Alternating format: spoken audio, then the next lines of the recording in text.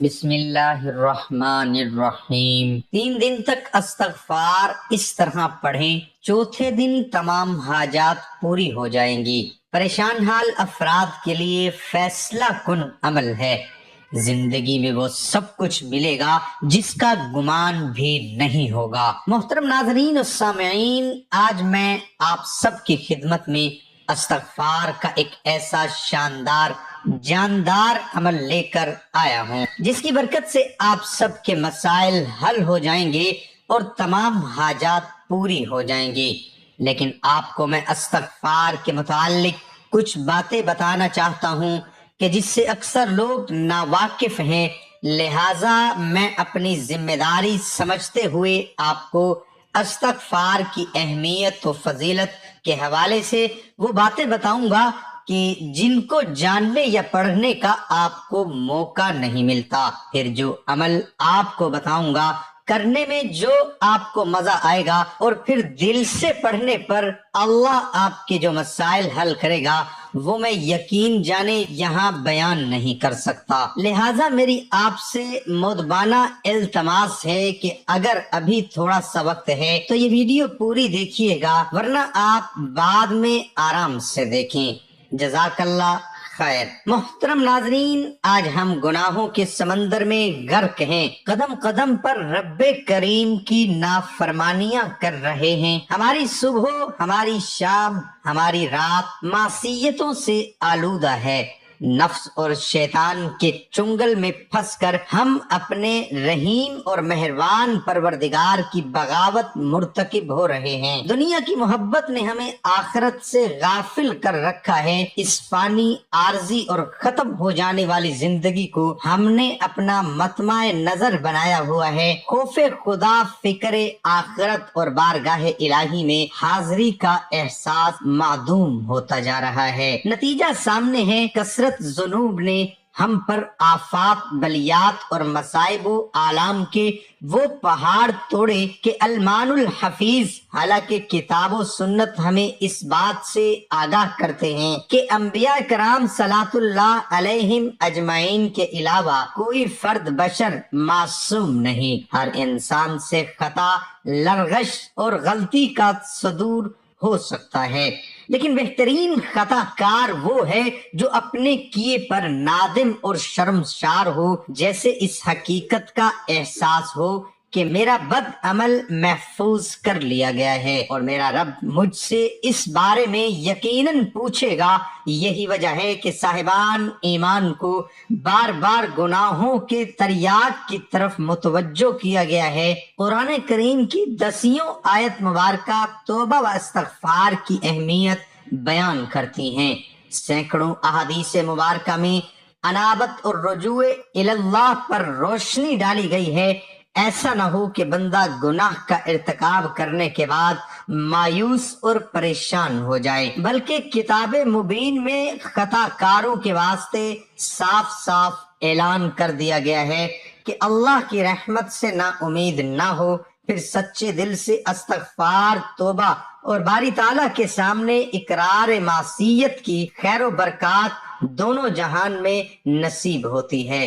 حضور اقدس صلی اللہ علیہ وآلہ وسلم کا ارشاد ہے، جو شخص استغفار میں لگا رہے تو اللہ تعالیٰ اس کے لیے ہر دشواری سے نکلنے کا راستہ بنا دیں گے اور ہر فکر کو ہٹا کر کشادگی عطا فرما دیں گے۔ اس کو ایسی جگہ سے رزق دیں گے کہ جہاں سے اس کو گمان بھی نہ ہوگا۔ حضرت ابوبکر صدیق رضی اللہ تعالی عنہ نے عرض کی، یا رسول اللہ صلی اللہ علیہ وآلہ وسلم، مجھے کوئی دعا سکھائیے جو میں اپنی نماز میں مانگا کروں۔ اس پر حضور اقدس صلی اللہ علیہ وسلم نے ان کو وہی مشہور دعائے تعلیم فرمائی جسے عام طور سے نماز میں درود شریف کے بعد پڑھا کرتے ہیں کہ اے اللہ، میں نے اپنے نفس پر بہت ظلم کیا اور نہیں بخش سکتا گناہوں کو مگر تو ہی، پس مجھے بخش دے ایسی بخشش جو تیری طرف سے ہو اور مجھ پر رحم فرما، بلا شبہ بخشنے والا بہت مہربان ہے۔ غور کرنے کی بات یہ ہے کہ نماز پڑھی ہے جو سراسر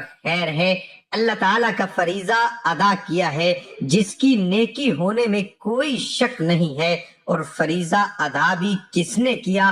صدیق اکبر رضی اللہ تعالی عنہ نے۔ اور پھر اس کو تعلیم دی جا رہی ہے کہ نماز کے ختم ہونے پر مغفرت کی دعا کرو۔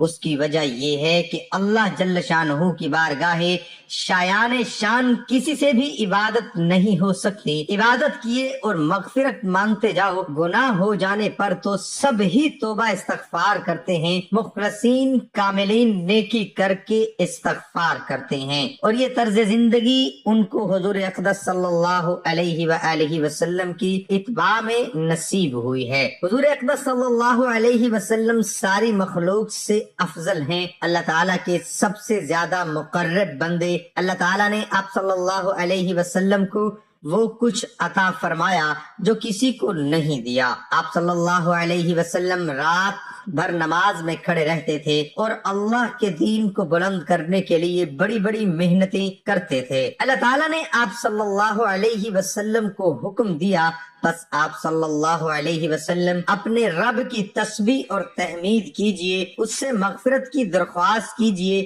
بے شک وہ بڑا توبہ قبول کرنے والا ہے۔ آپ صلی اللہ علیہ وسلم فرض نماز کا سلام پھیر کر 3 بار استغفر اللہ پڑھتے تھے، یعنی اللہ جل شانہ سے مغفرت کا سوال کرتے تھے۔ حضرت عبداللہ ابن عمر رضی اللہ تعالی عنہما فرماتے ہیں کہ ہم یہ شمار کرتے تھے کہ حضور اقدس صلی اللہ علیہ وسلم مجلس میں 100 مرتبہ یہ پڑھا کرتے تھے، اے اللہ میری مغفرت فرما دے اور میری توبہ قبول فرما، بے شک تو بہت ہی توبہ قبول فرمانے والا، بہت بخشنے والا ہے۔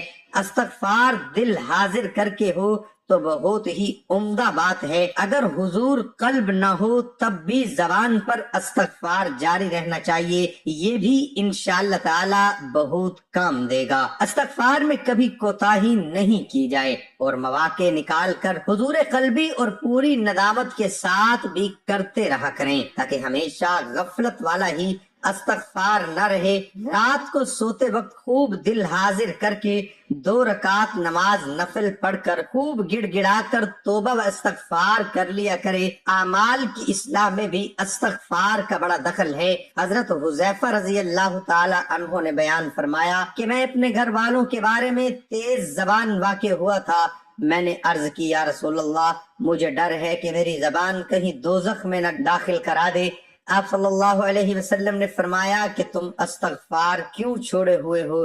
بلا شبہ اللہ تعالیٰ سے 100 مرتبہ روزانہ مغفرت میں طلب کرتا ہوں اور توبہ کرتا ہوں۔ زبان کی تیری اصلاح کے لیے یہ حدیث میں استغفار کو علاج بتایا ہے، ہر طرح کی مشکلات اور تفکرات سے محفوظ رہنے اور دل کی صفائی کے لیے بھی بہت اکثیر ہے۔ حضور اقدس صلی اللہ علیہ وآلہ وسلم کا ارشاد ہے، جو شخص استغفار میں لگا رہے اللہ تعالیٰ اس کے لیے ہر دشواری سے نکلنے کا راستہ بنا دیں گے اور ہر فکر کو ہٹا کر کشادگی عطا فرما دیں گے، اور اس کو ایسی جگہ سے رزق دیں گے جہاں سے اس کو گمان بھی نہ ہوگا۔ استغفار کا عمل اللہ تعالیٰ کو یقین جانے بے حد محبوب ہے۔ ایک حدیث مبارکہ میں جناب نبی کریم صلی اللہ علیہ وآلہ وسلم نے ارشاد فرمایا، جب بندہ اللہ تعالیٰ سے توبہ کرتا ہے تو اس کی توبہ سے رب کریم اسے زیادہ راضی اور خوش ہوتے ہیں جتنا تم میں سے کوئی اس وقت ہوتا ہے جب وہ اپنی سواری پر جنگل اور بیابان میں جا رہا ہو، اچانک وہ سواری اس سے گم ہو جائے، اس حال میں کہ اس پر اس کا کھانا پینا بھی رکھا ہو، وہ اس کی واپسی سے مایوس ہو جائے اور ایک درخت کے سائے میں آ کر لیٹ جائے۔ ابھی وہ اس حال میں ہو کہ دفعتاً دیکھے وہ سواری اس کے پاس کھڑی ہے، پس اس کی لگام تھام لے، پھر مسرت و شادمانی کے عالم میں یہ کہہ بیٹھے، اے اللہ آپ میرے بندے اور میں آپ کا رب ہوں، یعنی خوشی کے باعث غلط جملہ کہہ دے۔ جناب رسول اللہ صلی اللہ علیہ وسلم نے اپنے مبارک عمل سے بھی امت کو استغفار کی طرف متوجہ فرمایا ہے۔ ایک حدیث میں ارشاد ہے کہ اے لوگو اللہ کے سامنے توبہ کرو، بے شک میں بھی دن میں 100 مرتبہ توبہ کرتا ہوں۔ اب بعض لوگ یہ کہتے ہیں، سنائی دیتے ہیں کہ ہم توبہ کے باوجود گناہوں سے باز نہیں آ رہے، تو پھر ایسی توبہ اور ایسے استغفار کا کیا فائدہ؟ حالانکہ حدیث مبارکہ میں جناب رسول اللہ صلی اللہ علیہ وسلم نے ارشاد فرمایا کہ جو شخص استغفار کرتا ہے اسے گناہ پر اصرار کرنے والا نہیں سمجھا جائے گا، اگرچہ دن میں 70 مرتبہ وہ اس گناہ کا ارتکاب کیوں نہ کرے۔ مذکورہ حدیث مبارکہ کی تشریح میں حضرات علماء کرام فرماتے ہیں گناہ پر اصرار کرنے والا وہ ہے جو استغفار نہ کرے اور گناہ پر شرمندہ بھی نہ ہو۔ ابن الملک رحمت اللہ علیہ فرماتے ہیں کہ جو کوئی معصیت گناہ کا کام کرے اور اس کے بعد استغفار کر لے اور اظہار ندامت سے کام لے، وہ برائی پر اصرار کرنے سے نکل گیا۔ گناہوں پر شرمشار ہونا، اپنی لغزش کا اقرار کرنا اور اپنے جرم کا اعتراف کرنا، وہ مبارک و بابرکت عمل ہے کہ جس کا توڑ شیطان کے پاس نہیں۔ امام رحمت اللہ علیہ فرماتے ہیں کہ ابلیس نے اپنے چیلوں سے کہا تم انسانوں کو کس طرح گمراہ کرتے ہو؟ وہ کہنے لگے ہم ہر طریقے اور ہر جہد سے انہیں گمراہ کرتے ہیں۔ ابلیس نے جواب میں کہا کیا استغفار کے بارے میں بھی تم نے انہیں گمراہ کیا ہے؟ یہ سن کر ابلیس گماشتوں نے کہا استغفار تو وہ عمل ہے جو توحید باری تعالیٰ کے ساتھ جڑا ہوا ہے، اس پر ہمارا زور کیسے چل سکتا ہے؟ ابلیس نے کہا میں انسانوں کے درمیان ایسی چیز پھیلاؤں گا جس پر انہیں استغفار کرنے کی نوبت نہیں آئے گی۔ امام اعظم رحمت اللہ علیہ فرماتے ہیں کہ شیطان نے انسانوں میں خواہشات اور تمناؤں کو پھیلایا جسے کوئی گناہ نہیں سمجھتا اور اس پر استغفار بھی نہیں کرتا۔